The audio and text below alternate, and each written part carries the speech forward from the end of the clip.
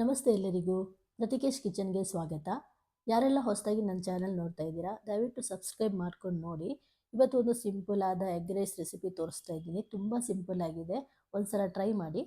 Gas ಮೇಲೆ ಒಂದು ಕಡಾಯಿ ಇಟ್ಬಿಟ್ಟು ಅದಕ್ಕೆ 1 ಟೇಬಲ್ ಸ್ಪೂನಿನಷ್ಟು ಎಣ್ಣೆನ ಸೇರಿಸ್ಕೊಂಡು 3 ಹಸಿಮೆಣಸಿನಕಾಯಿ ಹಾಗೂ ಒಂದು ದೊಡ್ಡ ಈರುಳ್ಳಿನ ಚಿಕ್ಕದಾಗಿ ಹೆಚ್ಚಿಕೊಂಡು ಸೇರಿಸ್ಕೊತಾ ಇದ್ದೀನಿ. ಈರುಳ್ಳಿ ಮೆತ್ತಗಾಗೋ ತನಕ ಇದನ್ನ ಚೆನ್ನಾಗಿ ಹುರ್ಕೋಬೇಕು. ನಂತರ ಇದಕ್ಕೆ 1 ಟೀ ಸ್ಪೂನಿನಷ್ಟು ಶುಂಠಿ ಬೆಳ್ಳುಳ್ಳಿ ಪೇಸ್ಟ್ನ ಸೇರಿಸ್ಕೊತಾ ಇದ್ದೀನಿ. ಇದರ ಹಸಿ ವಾಸನೆ ಹೋಗೋ ತನಕ ಇದನ್ನ ಹುರ್ಕೊಂಡು ಒಂದು ದೊಡ್ಡ ಟೊಮೆಟೊನ ಚಿಕ್ಕದಾಗಿ ಹೆಚ್ಚಿಕೊಂಡು ಸೇರಿಸ್ಕೊತಾ ಇದ್ದೀನಿ. ಟೊಮೆಟೊ ಮೆತ್ತಗಾಗೋ ತನಕ ಇದನ್ನ ಚೆನ್ನಾಗಿ ಹುರ್ಕೋಬೇಕು. ನಂತರ ಇದಕ್ಕೆ ಅರ್ಧ ಟೀ ಸ್ಪೂನಿನಷ್ಟು ಅರಶಿನ ಹಾಗೂ ರುಚಿಗೆ ತಕ್ಕಷ್ಟು ಉಪ್ಪು ಸೇರಿಸ್ಕೊಂಡು ಚೆನ್ನಾಗಿ ಹುರಿಯಿರಿ. ಟೊಮೆಟೊ ಫುಲ್ ಮ್ಯಾಶ್ ಆಗಬೇಕು, ಅಲ್ಲಿ ತನಕ ಇದನ್ನ ಚೆನ್ನಾಗಿ ಹುರ್ಕೋಬೇಕು. ಇವಾಗ ಇದಕ್ಕೆ ಮಸಾಲೆನ ಆ್ಯಡ್ ಮಾಡ್ಕೋತಾ ಇದ್ದೀನಿ.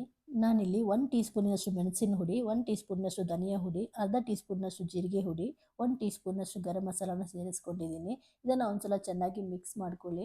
ಇದು ಎಣ್ಣೆ ಬಿಡೋ ತನಕ ಚೆನ್ನಾಗಿ ಫ್ರೈ ಮಾಡ್ಕೋಬೇಕು. ನೋಡಿ, ಈ ಥರ ಎಣ್ಣೆ ಬಿಡೋ ತನಕ ಚೆನ್ನಾಗಿ ಫ್ರೈ ಮಾಡಿಕೊಂಡು ಇವಾಗ ಇದಕ್ಕೆ ನಾನು ಮೊಟ್ಟೆನ ಸೇರಿಸ್ಕೋತಾ ಇದ್ದೀನಿ. ನಾನಿಲ್ಲಿ 6 ಮೊಟ್ಟೆನ ತಗೊಂಡಿದ್ದೀನಿ. ನಿಮಗೆ ಎಷ್ಟು ಬೇಕು ಅಷ್ಟು ಮೊಟ್ಟೆನ ಸೇರಿಸ್ಕೊಳ್ಳಿ. ಮೊಟ್ಟೆನ ಸೇರಿಸ್ಕೊಂಡು ಒಂದ್ಸಲ ಚೆನ್ನಾಗಿ ಮಿಕ್ಸ್ ಮಾಡ್ಕೋಬೇಕು. ಎಲ್ಲನೂ ಮಿಕ್ಸ್ ಆದ ನಂತರ ಹೈ ಫ್ಲೇಮಲ್ಲಿ ಇಟ್ಬಿಟ್ಟು ನಿಧಾನಕ್ಕೆ ಮೆತ್ತಗೆ ಮಿಕ್ಸ್ ಮಾಡ್ಕೊಳ್ಳಿ. ಇದು ಒಂಥರ ಎಗ್ ಬುರ್ಜಿ ಥರನೇ ಇರುತ್ತೆ, ತುಂಬ ರುಚಿಯಾಗಿರುತ್ತೆ. ಒಂದ್ಸಲ ಟ್ರೈ ಮಾಡಿ. ಹೇಗೆ ಬಂತು ಅಂತ ನನಗೆ ಕಮೆಂಟ್ ಬಾಕ್ಸಲ್ಲಿ ತಿಳಿಸಿ. ನೋಡಿ, ಈ ಥರ ನಿಧಾನಕ್ಕೆ ಸ್ವಲ್ಪ ಹೊತ್ತು ಟೈಮ್ ಬಿಟ್ಬಿಟ್ಟು ನಾವು ಮಿಕ್ಸ್ ಮಾಡ್ಕೋತಾ ಇರಬೇಕು. ನೋಡಿ, ಇವಾಗ ಇದು ಈ ಥರ ಫುಲ್ ಡ್ರೈ ಆಗಬೇಕು. ಡ್ರೈ ಆದಮೇಲೆ ನಾವು ಬೇಯಿಸ್ಕೊಂಡ ಅನ್ನನ ಸೇರಿಸ್ಕೋತಾ ಇದ್ದೀನಿ.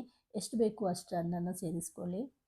ಸೇರಿಸ್ಕೊಂಡು ನಂತರ ಇದಕ್ಕೆ ನಾನು ಕೊತ್ತಂಬರಿ ಸೊಪ್ಪು ಹಾಕಿಬಿಟ್ಟು ಚೆನ್ನಾಗಿ ಮಿಕ್ಸ್ ಮಾಡ್ಕೋತಾ ಇದ್ದೀನಿ.